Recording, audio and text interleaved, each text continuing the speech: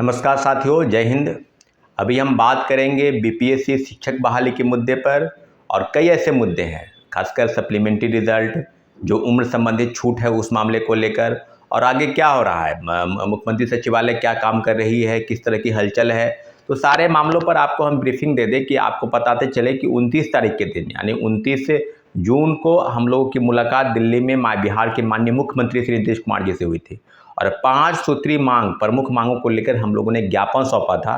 तो ज्ञापन के संदर्भ में क्या आगे काम हो रहा है, क्या नहीं हो रहा है, सारी चीज़ें आपको हम बता दें। कई लोगों का फ़ोन कॉल मैसेज आ रहा है और लगभग 4-5 दिनों से हम आपको बताते नहीं रहे थे क्योंकि मेरी तबीयत कुछ ठीक नहीं थी और लगातार जो चीज़ें सामने आ रही है उस मामले में आपको बता दें कि सीएम सचिवालय से कुछ चीज़ें हलचल में है और 2 प्रमुख मांग सप्लीमेंट्री रिजल्ट TRE-1 से लेकर TRE-2 तक जो चीज़ें हो रही है या होने वाली है उसके संदर्भ में, और उम्र संबंधित छूट सिविल सेवा में जो 37 वर्ष से बढ़कर 40 वर्ष करने की मांग है और शिक्षक बहाली के मुद्दे पर जो 10 वर्ष की छूट है, उन सारे विषयों पर हम लोगों ने ज्ञापन सौंपा था। खासकर सप्लीमेंट्री रिजल्ट को लेकर जिस तरह से TRE-1 में जो सीटें भेजी गई थी शिक्षा विभाग से बीपीएससी को, और बीपीएससी ने मात्र 4700 के रिजल्ट में मात्र 2773 लोगों का ही रिजल्ट निकाला था, तो सीटें खाली रख दी गई और सीटों को खाली रखने के को लेकर छात्र और अभ्यर्थियों में जो गुस्सा था, जो नाराजगी थी, उस सारे मामलों पर माननीय उच्च न्यायालय में एक याचिका भी दायर है TRE-1 को लेकर और सुनवाई हो रही है। TRE-1 को लेकर जो सुनवाई हो रही है उसमें CWJC 2337 Satyam Kumar versus government of Bihar का जो मामला है, जिसकी सुनवाई 9 जुलाई को होने वाली थी यानी कल, उसकी जो तिथि है वो बेंच बदल गया, यानी कोर्ट जो है वो बदल गया है। अब दूसरे कोर्ट में यानी दूसरे जो बेंच है, बदला गया बेंच में, उसमें जो है मेंशनिंग हो रहा है और मेंशनिंग होने के बाद नई तारीख की घोषणा होगी। नई तारीख जो है वो अपडेट होगा, फिर आपको बताएंगे क्या है। एक और मामला जो है CWJC 1151 Dhirendra Kumar versus government of Bihar, उस मामले में भी सुनवाई होनी बाकी है।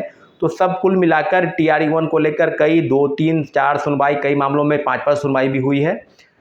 साथियों, TRE-2 को लेकर जो बातें हैं उसमें कि जो पद है वो जो भेजी गए पद है उसमें लगभग 14,700 पद, उस पर माननीय मुख्यमंत्री जी की तरफ से जिस तरह का रुख रहा है और सचिवालय की तरफ से एक फ़ोन कॉल भी आया है कि आपकी बात क्या क्या हुई है, खासकर सप्लीमेंट्री रिजल्ट और एज रिलैक्सेशन जो बीपीएससी में है। तो बीपीएससी के जो छात्र हैं जो नेहरू विहार, गांधी विहार और मुखर्जी नगर में रहते थे, कई हजार छात्र, और वह बहुत सारे छात्र, जो मुझे लगता है कि 50,000 के आसपास छात्र ऐसे हैं देश के तमाम राज्यों के जिनका उम्र सीमा खत्म हो गया है। सामान्य वर्ग में अगर हैं जिनका 37 वर्ष है, अगर देखा जाए तो लगभग 20 राज्य ऐसे हैं जिन्होंने अपनी उम्र सीमा की छूट में बढ़ोतरी दी है। नॉर्थ ईस्ट के भी कई राज्य हैं। तो आपको बताते चले कि बीपीएससी में सबसे न्यूनतम 37 वर्ष है। वहीं दूसरे स्टेट की अगर बात की जाए तो कहीं 40, कहीं 42, कहीं 44, 45, 46 तक भी है। तो बीपीएससी में आज से नहीं, लगभग पिछले 2 वर्षों से लगातार ये घमासान मचा है और हम लोग मुख्यमंत्री से कई मरतबा बातचीत की, लेकिन इस बार जो बातचीत हुई है काफ़ी सार्थक बातचीत हुई है। मुझे लगता है कि मुख्यमंत्री जी कहीं ना कहीं संज्ञान लेंगे। आपको याद होगा इसके पहले, मुख्यमंत्री से मिलने के पहले मेरी मुलाकात डिप्टी सीएम श्री विजय सिन्हा से भी हुई थी और उनको भी एक ज्ञापन सौंपा गया था। उन्होंने कहा था कि हम मुख्यमंत्री जी से जल्द ही जल्द इस काम को गंभीरता से लेंगे। अभी तक जो बातें हैं, जिस तरह के फ़ोन कॉल आए हैं, उसमें दो बातें को खासकर जिक्र है, सप्लीमेंट्री रिजल्ट और उम्र की छूट को लेकर। दूसरी तरफ कई मामले हैं जिसमें लेकर जो है कि आगे क्या होगा, किस तरह की चीज़ें होगी, क्या छूट मिलेगा। जो मामला अभी चल रहा है सीटेट वाले का, सीटेट वाले को तो आप देख ही रहे हैं कि अभी देखिए मधेपुरा से 350 लोगों को नोटिस भेजा गया है, जिनका जो है 60% यानी 90 नंबर से कम किसी दूसरे स्टेट के लोग हैं, उनको बाहर का रास्ता दिखाया गया है। तो 350 कम नहीं होते। आप समझ लीजिए कि हर एक अगर जिला का सूची देखा जाए तो 200, 250, 150, 200, 250 अगर देखा जाए तो इस संख्या कितनी हो जाएगी।